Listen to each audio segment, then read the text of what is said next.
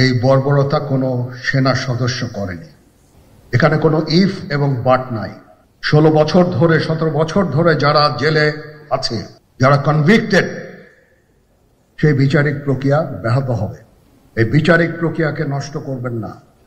Bottom line হচ্ছে, আমাদের এই চৌকস সেনা সদস্য যারা প্রাণ হারিয়েছেন, তারা প্রাণ হারিয়েছেন তদানীন্তন বিডিআর সদস্যদের গুলিতে। আমার অন্য কোনো আকাঙ্ক্ষা নাই।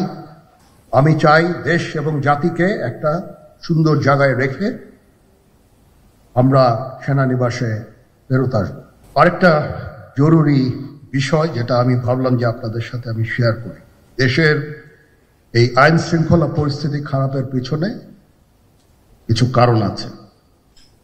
প্রথম কারণটা হচ্ছে যে আমরা নিজেরা হানাহানির মধ্যে ব্যস্ত।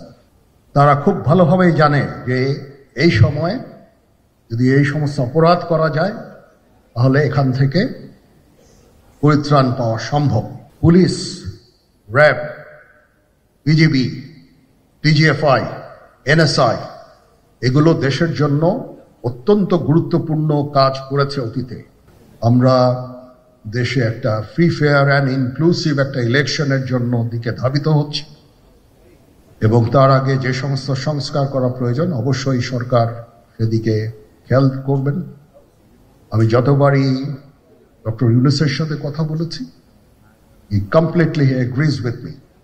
There should be free, fair and inclusive election, and that election should be within December or close to that. যেটা আমি এর প্রথমেই বলেছিলাম যে 18 মাসের মধ্যে একটা ইলেকশন। আমার মনে হয় যে সরকার সেদিকেই ধাবিত হচ্ছে।